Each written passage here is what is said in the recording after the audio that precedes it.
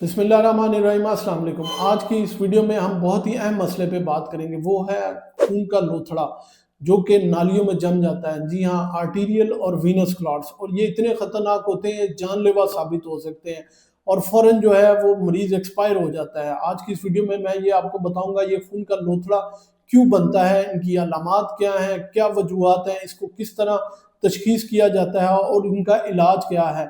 आप देख रहे हैं मेरा YouTube channel doctor meets doctor.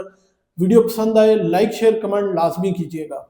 नाजरीन, सबसे पहले बात करते हैं वीनस क्लॉट्स के बारे में, या वो लोथड़े जो खून के वेन्स के अंदर बनते हैं। ये अमूमन इनको हम डीप वेन भी कहते हैं क्योंकि ये बहुत ज़्यादा अंदरूनी वेन्स के अंदर बनते हैं। इनको हम डीवीटी या डीप वेन थ्रोम्बोसिस भी बनते हैं। अमूमन जो वेन्स हैं उनकी अंदरूनी नालियां जो है वो डैमेज हुई होती हैं, जिसकी वजह से खून की रफ्तार जो है वो काफ़ी सुस्त होती है। अमूमन खून गाढ़ा होता है जिसकी वजह से वहाँ पे क्लॉट्स बन जाते हैं, जिसको हम डीवीटी या डीप वेन थ्रोम्बोसिस भी कहते हैं। आर्टीरियल क्लॉट्स अमूमन शरेयानों में बनते हैं, और ये जो है क्योंकि शरेयानों में वो खून जा रहा होता है जो कि जिस्म को ऑक्सीजन और न्यूट्रिशन जो है वो पहुंचा रहा होता है, तो ये क्लॉट्स जो है ये काफ़ी खतरनाक होते हैं और ये अचानक से बन जाते हैं, इसलिए हम इन्हें आर्टीरियल क्लॉट्स कहते हैं और ये एक मेडिकल इमरजेंसी है।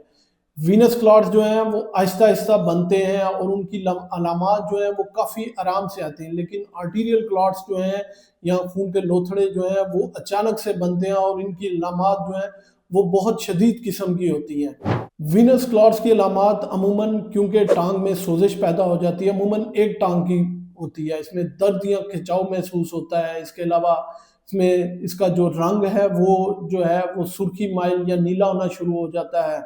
इसके अलावा उस टांग में आपको गर्मी का एहसास भी महसूस होगा। आर्टीरियल क्लॉट्स जो है वो एक मेडिकल इमरजेंसी है।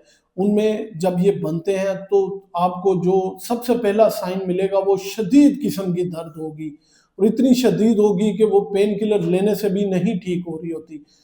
जिस्म का वो हिस्सा जहाँ पे क्लॉट्स बन गए हैं उससे आगे का हिस्सा जो है वो बाकी जिस्म की निस्बत जो है वो बहुत ज़्यादा सर्द या ठंडा महसूस होगा। आप वहाँ के आगे की पल्सेस जो है वो महसूस करना चाहेंगे तो आपकी जो पल्सेस हैं वो आपको महसूस नहीं हो रही होंगी। इसके अलावा जिल्द का अगला हिस्सा जो है वो सफ़ेद होना शुरू हो जाएगा। अब इनकी तशखीस किस तरह कर सकते हैं, तो वीनस क्लॉट्स की सबसे पहले जो है वो डॉपलर अल्ट्रासाउंड मोस्ट मुस्तनद तरीका है कि आप उसका डॉपलर अल्ट्रासाउंड करवा लें। इसके अलावा खून का एक टेस्ट है जिससे पता लग सकता है कि खून के लोथड़े अंदर जमे हुए हैं कि नहीं, उसको हम डी डाइमर्स कहते हैं। इसके अलावा वीनोग्राफी यानी कि तस्वीर के जरिए वेन्स की अंदरूनी हालत को जानना, ये भी एक जरिया है जिससे आप डीवीटी या डीप वेन थ्रोम्बोसिस या क्लॉट्स जो हैं उनको डायग्नोज या तशखीस कर सकते हैं। आर्टीरियल क्लॉट्स को किस तरह आप पकड़ सकते हैं, एक तो डुप्लेक्स स्कैन या आर्टीरियल डॉपलर करवा सकते हैं। उसके अलावा सिटी एंजियोग्राम या एमआरआई एंजियोग्राम करवा सकते हैं।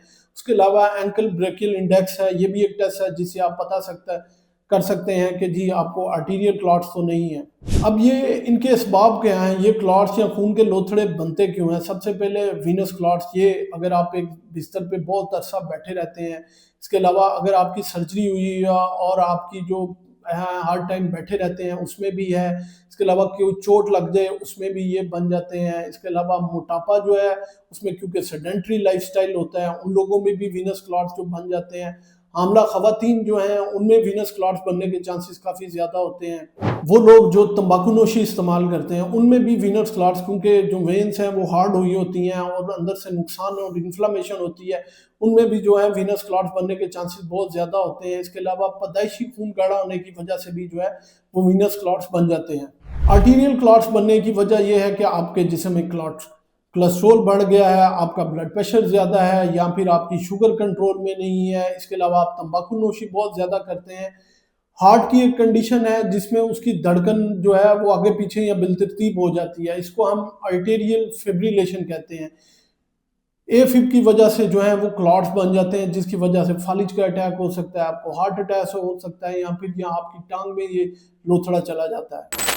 अब इनको ठीक किस तरह किया जा सकता है। वीनस क्लॉट्स के लिए आप सबसे पहले उसकी सूजन को कम के लिए या पाँव की सूजन को कम करने के लिए आप कंप्रेशन स्टॉकिंग्स इस्तेमाल करें, ताकि एक तो आपकी सूजन कम रहे, दूसरा ये जिल्द को पंप भी करता रहता है नालियों को, ताकि ब्लड जो है वो उसकी सर्कुलेशन चलती रहे। इसके अलावा एंटी कोगुलेंट्स जैसे हेपरिन या वारफरीन या पेक्साबेन ये भी इस्तेमाल कर सकते हैं। इसके अलावा एंटी कोगुलेंट्स जिसमें खून के लोथड़े को इंस्टेंटली तोड़ दिया जाता है, आप वो भी इस्तेमाल कर सकते हैं। अगर आप दवाइयाँ नहीं दे सकते तो आईवीसी फिल्टर जो है वो भी लग जाता है, जिससे जो है खून के लोथड़े फेफड़ों में या दिल में नहीं जाते और ये जानलेवा नहीं होते।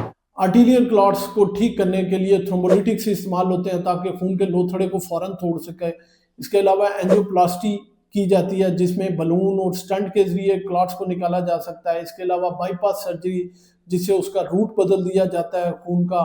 इसके अलावा एंटी कोआगुलेंट्स जैसे कि एस्पिरिन और क्लोपिडोग्रेन ये लाइफ लॉन्ग दिए जाते हैं ताकि जो है खून की रवानी और प्लेटलेट्स जो है वो एक जगह क्लॉट ना हो सके और खून की रवानी जो है वो चलती रहे और खून इतना गाढ़ा ना हो। अब नाजरीन इसकी कुछ प्रिवेंशन भी हैं। ये खून के लोथड़े जो है आप बनने से आप रोक सकते हैं। एक तो आप पानी का इस्तेमाल ज़्यादा करें, जिस्म को हाइड्रेट रखें, तम्बाकू नोशी से परहेज करें, शुगर को कंट्रोल में करें, कोलेस्ट्रोल रेगुलर चेक करवाते रहें। अगर आप ब्लड प्रेशर के पेशेंट हैं, ब्लड प्रेशर को लाजमी चेक करवाएं। डेली 8 से 10 समझ लें ब्रिस्क वॉक के चक्कर या फिर 30 मिनट्स जो है वो वॉक लाजमी करें।